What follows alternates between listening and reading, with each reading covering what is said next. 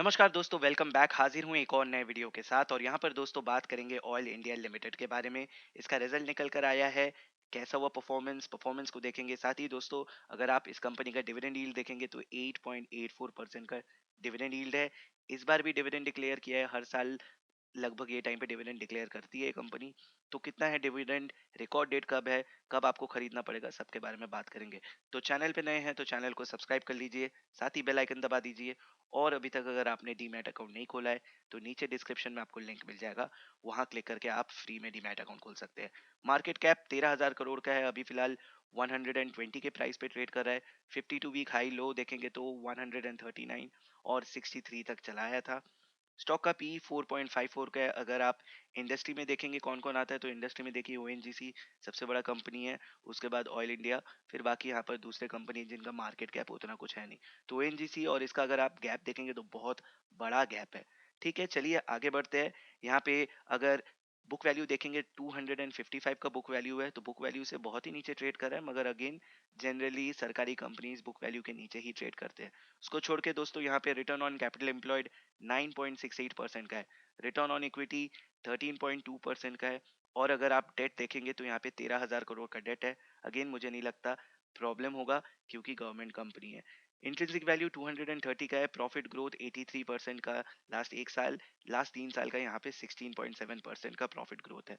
तो फंडामेंटली अगर आप देखेंगे तो उतना खराब कंपनी नहीं है। आपको अट्रैक्टिव ही दिखाई देगा in terms of book value, intrinsic value. मगर यहाँ पर मेन चीज़ है कि दोस्तों परफॉर्मेंस कैसा दे रहा है ये कंपनी, इसको देखना बहुत इंपॉर्टेंट है। साथ ही दोस्तों अगर आप इसका सीएजीआर देखेंगे तो उतना कुछ खास इसका सीएजीआर नहीं है।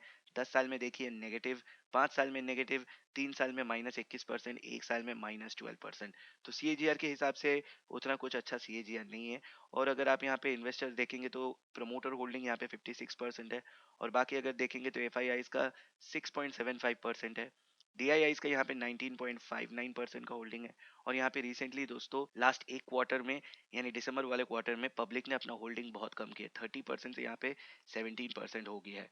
ठीक है, चलते हैं सीधा दोस्तों रिजल्ट की तरफ। उससे पहले एक बार डिविडेंड कितना डिक्लेयर किया है उसको देख लेते हैं। तो यहाँ पे दोस्तों कंपनी ने डिविडेंड डिक्लेयर किया है। यहाँ पर देखिए अ डिविडेंड ऑफ रुपीज 3.50 पर शेयर, और जिसका की रिकॉर्ड डेट है दोस्तों वेडनेसडे 24 फरवरी। तो यहाँ अगर देखेंगे तो 24 फरवरी इसका रिकॉर्ड डेट है, यानी आपको बाई 22 इसको खरीद लेना है, या फिर एटलीस्ट 22 तक अगर आप होल्ड करते हैं तो आप डिविडेंड के लिए एलिजिबल रहेंगे। और दोस्तों अगर डिविडेंड का पेमेंट डेट देखेंगे तो dividend declared shall be paid on और बिफोर 12 मार्च। तो 12 मार्च से पहले या 12 मार्च को ये पेमेंट आपके अकाउंट में चला आएगा। तो अगर आप यहाँ पे डिविडेंड के लिए इंटरेस्टेड है तो 22 फरवरी के अंदर या 22 फरवरी को आप परचेजिंग कर सकते हैं, तभी आप यहाँ पर डिविडेंड के लिए एलिजिबल रहेंगे। ठीक है, अच्छा बात है, सरकारी कंपनी है, डिविडेंड तो देते रहते हैं। अगर आप इसका ट्रैक रिकॉर्ड देखेंगे तो यहाँ पर देखिए लगभग हर साल इसका डिविडेंड आता है, और इससे बड़ा अमाउंट आता है। अगर आप लास्ट ईयर देखेंगे तो 9 रुपए का डिविडेंड, उससे पहले साल भी अगर देखेंगे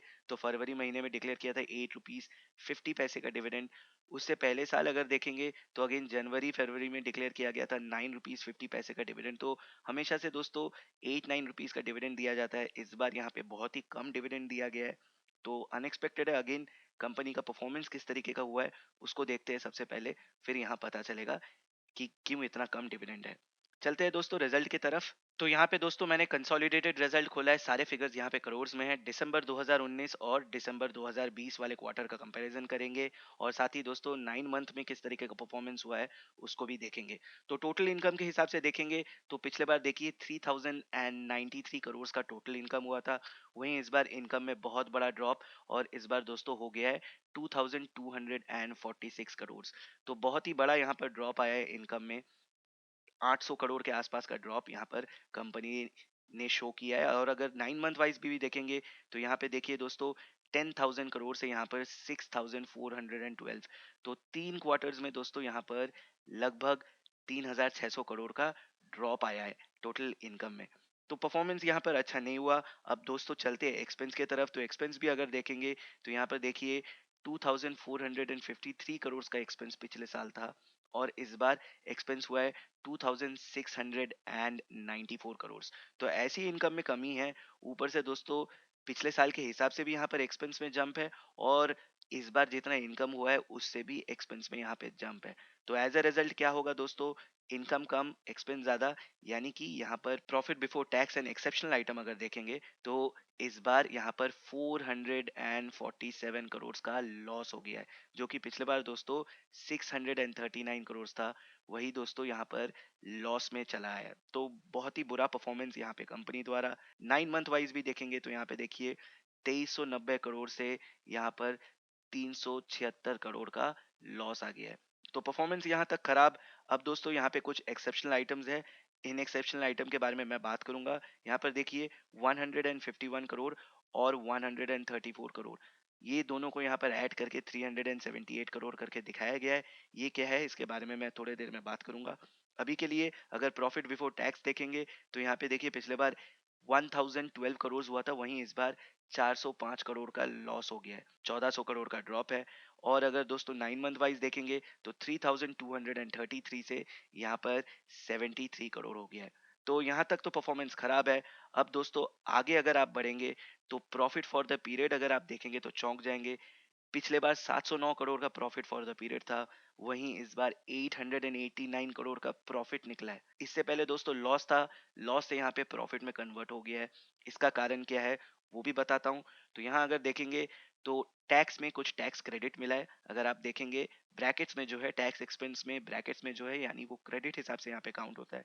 तो टोटल टैक्स एक्सपेंस अगर देखेंगे तो 1295 करोड़ का क्रेडिट मिला है, जिसके चलते वो जो लॉस 405 करोड़ का जो लॉस था दोस्तों, वो यहाँ पर प्रॉफिट में बदल गया। और ऐसा प्रॉफिट में बदला कि यहाँ पे पिछले बार को भी बीट कर दिया है, क्वार्टर ऑन क्वार्टर बेसिस में भी बीट कर दिया है। और दोस्तों 9 मंथ वाइज देखेंगे तो फिर भी आपको यहाँ पे ड्रॉप दिखेगा 2218 करोड़ से यहाँ पर 1297 करोड़। तो यहाँ पर ड्रॉप है, मगर क्वार्टर ऑन क्वार्टर बेसिस में यहाँ पे जंप है।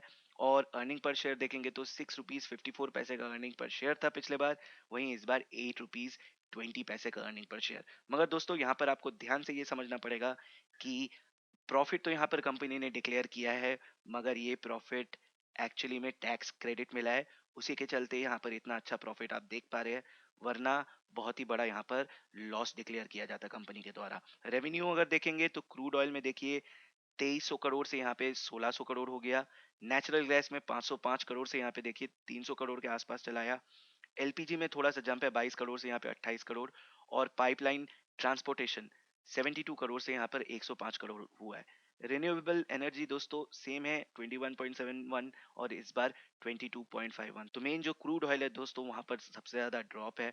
और मुझे लगता है कि दोस्तों यहाँ पर रिजल्ट अच्छा नहीं हुआ है, just because of tax credit यहाँ पर आपको जंप दिखाई दे रहा है। यहाँ पर अगर आप देखेंगे तो कंपनी ने यहाँ पर बताया भी है कि government of India introduced the direct tax विवाद से विश्वास स्कीम 2020, और उसी के चलते दोस्तों company has settled all its pending income tax dispute from assessment year 2003-2004 to assessment year 2016-2017। और उसी के चलते company has recognised an amount of 1158 crore यानी 1150 करोड़ दोस्तों credit in the statement of consolidated financial statement, और इसी को दोस्तों यहाँ पर टैक्स क्रेडिट करके दिखाया गया है। ठीक है, आगे बढ़ते हैं दोस्तों। नेक्स्ट जो चीज था, आपने एक एक्सेप्शनल आइटम देखा था जिसके बारे में मैंने बताया था।